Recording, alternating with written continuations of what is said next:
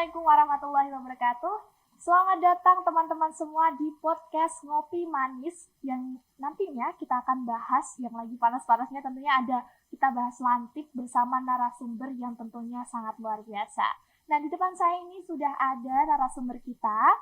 Nantinya kita akan bahas lantik apa aja yang perlu kita perhatikan dalam melaksanakan lantik, apa sih itu lantik, dan juga kita akan bahas hal-hal yang belum kita bahas sebelumnya. Nah, bersama saya sebagai moderator di sini, saya Alifa Mauludia Duha. Saya dari jurusan Pendidikan Teknik Informatika dan Komputer. Saya dari angkatan 2019.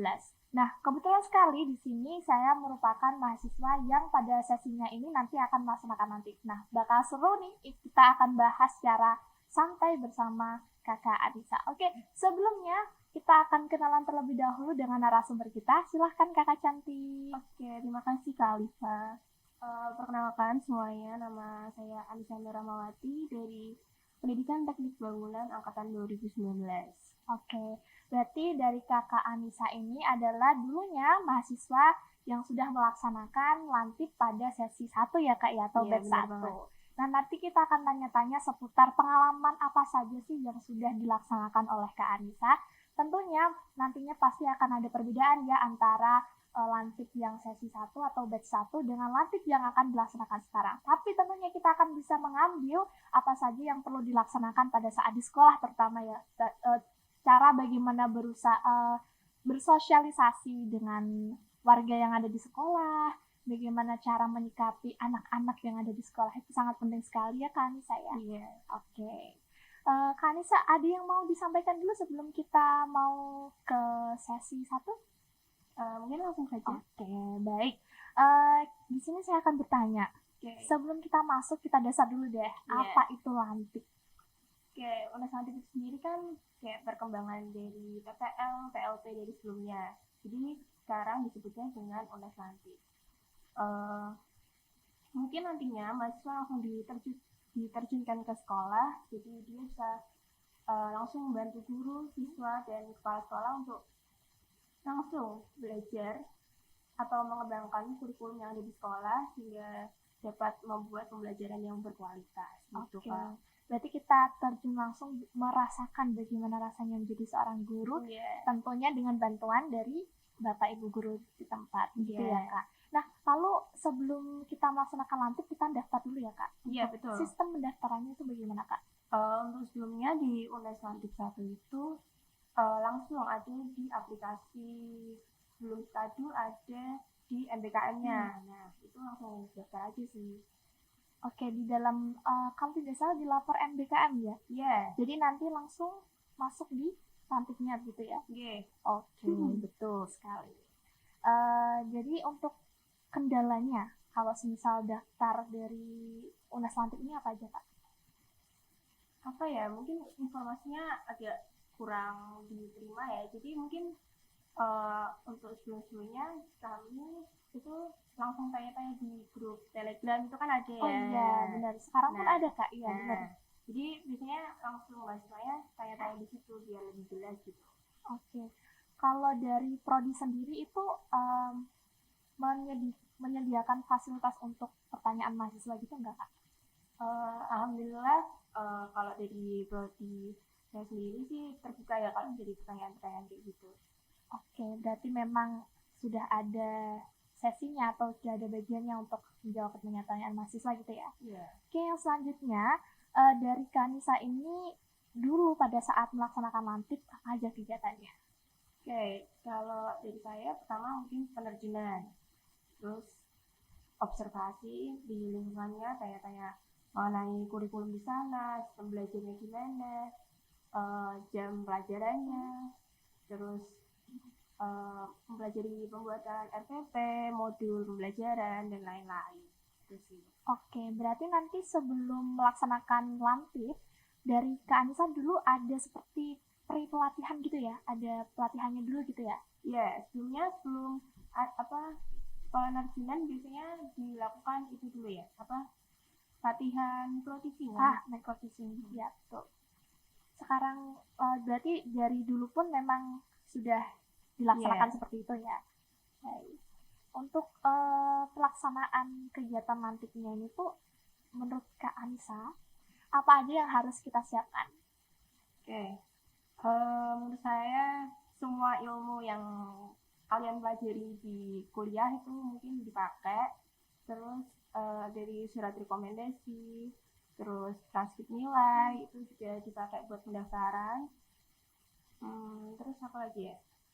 Latihan berkomunikasi itu penting banget sih. Berarti terutama ini kita kan sebelum-sebelumnya ada micro teaching ya, itu sangat-sangat berguna banget. Iya, nantinya kan juga di sana mengajar ya, membantu guru gitu.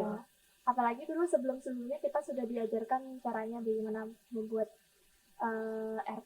RPP dan lain sebagainya, atau instrumen-instrumen untuk mengajar gitu ya kan saya. Baik.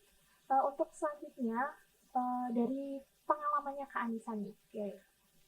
Informasi seputar UNES Lantik ini mudah nggak sih didapatin?